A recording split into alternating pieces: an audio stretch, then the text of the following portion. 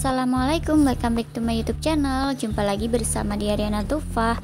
Di video-video sebelumnya membahas tentang jatah belanja harian, ada juga tentang kegagalan budgeting dan lain sebagainya. Nah, di video kali ini membahas tentang cara menabung harian unik dengan alat yang sederhana dan bahagia. Apa aja peralatannya dan gimana caranya? Simak terus videonya, jangan di skip. Dan jangan lupa mohon dukungannya ya teman-teman, supaya channel aku semakin berkembang. Tonton dulu videonya durasi 3 menit, kemudian kasih like, subscribe, dan komentar positifnya.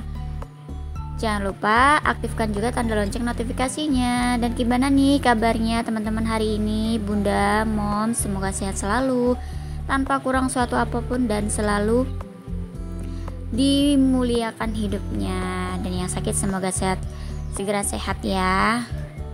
Untuk teman-teman yang baru gabung atau baru nemuin channel aku, salam kenal. Tinggalkan jejak di kolom komentar ya, supaya kita bisa saling bersilaturahim. Oke, kita langsung aja ke videonya ya teman-teman. Pembahasannya maksudnya nabung harian unik dengan alat yang sederhana dan bahagia. Menurut moms dan teman-teman, apa nih nabung yang sederhana itu? Alat yang sederhana itu mudah kita temui ya, tidak harus mengeluarkan budget. Contohnya peralatan yang sederhana itu misalnya ya, botol bekas minuman atau apa gitu ya. Kemudian toples bekas, bisa toples bekas sosis atau toples bekas permen dan lain sebagainya. Intinya memanfaatkan yang ada. Namanya juga menabung dengan alat yang sederhana ya moms. Intinya seadanya aja gitu, nggak perlu harus beli celengan atau apa gitu ya.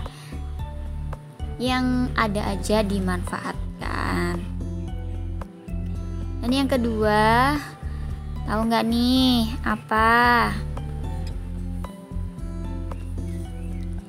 Yang kedua yaitu dengan nominal tetap atau tidak tetap. Nominal tetap itu misalnya ditetapin nih, aku mau nabung deh sehari 2.000 gitu.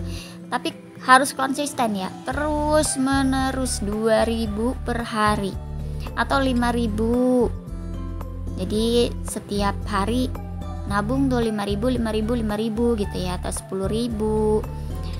Atau bisa juga mengikuti tanggal gitu ya. Misalnya tanggal 1 nabungnya 1.000, tanggal 2 nabungnya 2.000, tanggal 3 nabungnya 3.000, begitu dan seterusnya ya. Atau dengan menggunakan metode terbalik. Gimana sih metode terbalik? Misalnya nih tanggal 1, kita 1 bulan itu terakhir tanggal berapa tuh? Tanggal 30 atau 31 gitu ya. Misalnya ambil yang simpel tanggal 30 gitu. Di tanggal 30 itu kalau di tanggal 30, maaf belepotan. Di tanggal 1 itu kita nabung 30.000.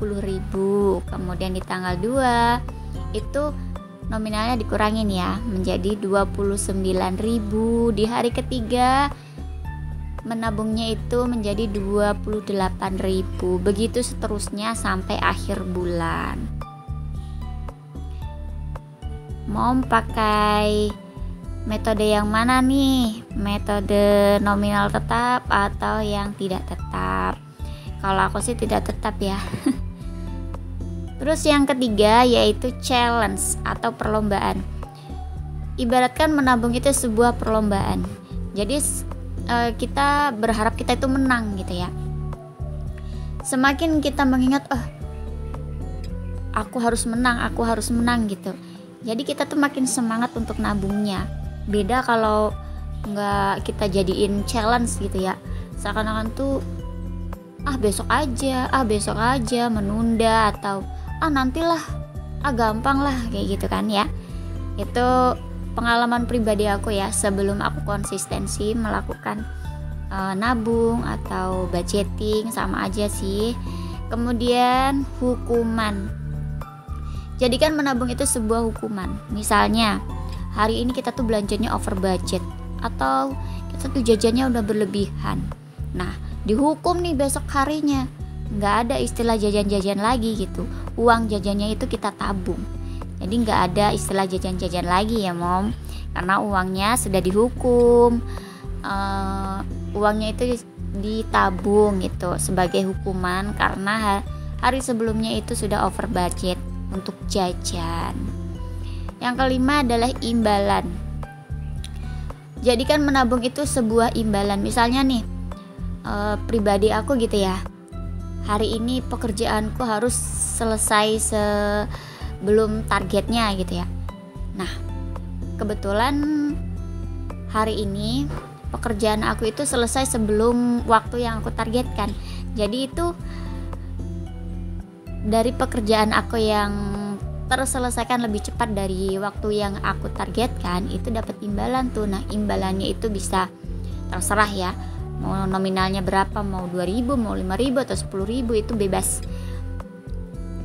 Jadi kita jadikan sebagai imbalan. Nah, imbalannya itu kita tabung gitu ya mom. Kemudian yang keenam adalah menyisihkan 10% dari gaji. Menabung itu bukan nunggu sisa ya, tapi menabung itu menyisihkan sebelum sebelum tersisa gitu. Jadi sisihkan terlebih dahulu 10% dari gaji sebelum kita bagi untuk kebutuhan kita. Intinya diutamakan menabung gitu ya mom, karena menabung itu kalau tidak dibiasakan atau tidak dipaksakan itu tidak bisa ya mom untuk konsisten, sangat sulit sekali. Kemudian yang ketujuh adalah jangan gunakan ambisi tetapi konsistensi. Jangan menggebu-gebu, aku nabung sekian, untuk dapatnya dalam jangka waktu sekian harus jadi sekian juta atau sekian ratus juta. Jangan, itu hanya terjadi beberapa hari saja atau beberapa minggu, seterusnya itu nol, bukan terkumpul tapi nggak jelas ujungnya ya mom. Kemudian gunakan kesabaran bukan keserakahan. Kenapa kesabaran? Karena menabung itu nggak langsung harus terkumpul sekian banyak gitu ya mom. Jadi kita harus menggunakan kesabaran dan ketelatenan. Kemudian pindahkan atau investasikan hasil tabungan. Bisa nih kalau udah di dalam jangka waktu tertentu, bisa kita bongkar tuh celengannya. Nah, kita bisa alokasikan ke logam mulia, reksadana, deposito, atau saham. Kemudian yang ke-10, bergaul dengan orang-orang yang mempunyai mindset atau pemikiran yang sama. Intinya bergaul sama orang-orang yang gemar menabung juga gitu.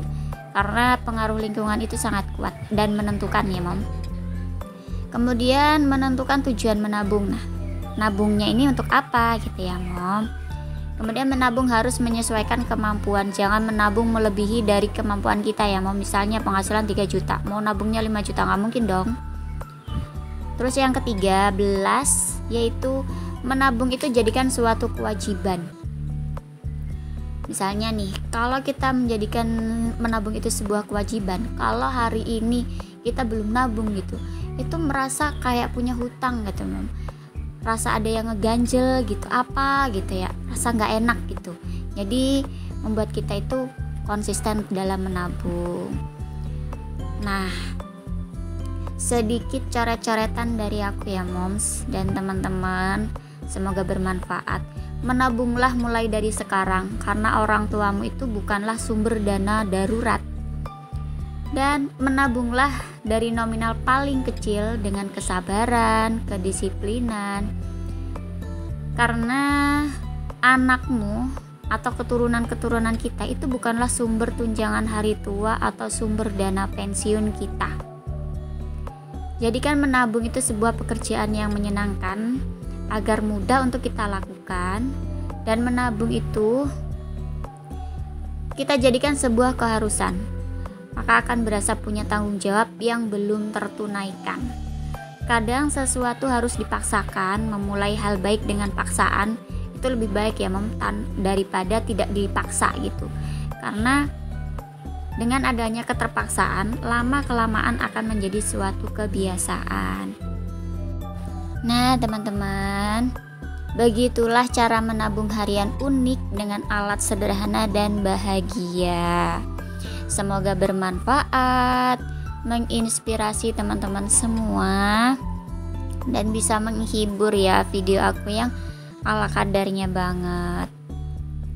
Terima kasih juga untuk teman-teman yang udah meluangkan waktunya untuk nonton video aku, mengikhlaskan kuotanya untuk nontonin video aku sampai selesai. Semoga kebaikan teman-teman semua dibalas sama Allah Subhanahu wa Ta'ala itu dengan kemuliaan dan kebahagiaan yang luar biasa, kelancaran rezeki yang berlimpah ruah. Pokoknya doa terbaik untuk teman-teman semuanya. Dan untuk teman-teman yang pemula sama seperti aku, semangat terus ya. Jangan kasih kendor. Kalau orang lain bisa, pasti kita juga bisa. Hanya saja mungkin perjalanannya yang berbeda. Proses suksesnya orang itu nggak sama. Jadi kurangin mengeluh, perbanyak lagi belajar untuk memperbaiki kualitas video, kualitas dubbingnya. Intinya memperbaiki diri lagi, cari referensi dari senior-senior, gimana sih supaya lebih baik lagi, dimana kesalahan kita gitu kita koreksi untuk diperbaiki. Dan doa untuk para senior yang sudah memberikan inspirasi buat aku bisa belajar gitu ya dari nontonin video-videonya senior. Semoga panjang umur, dimurahkan rezekinya, bahagia selalu dan makin sukses channelnya. Baik itu yang mampir pakai komen atau enggak ya, terima kasih banyak para senior. Nah, sekian ocehannya ya moms. ngoceh aja dari tadi ya kan. Baiklah, mohon undur diri. Mohon maaf jika ada kesalahan di dalam videonya. Ambil sisi positifnya dan buang jauh-jauh sisi negatifnya. Insya Allah kita bertemu di video-video selanjutnya. Akhirul kalam, wassalamualaikum warahmatullahi wabarakatuh.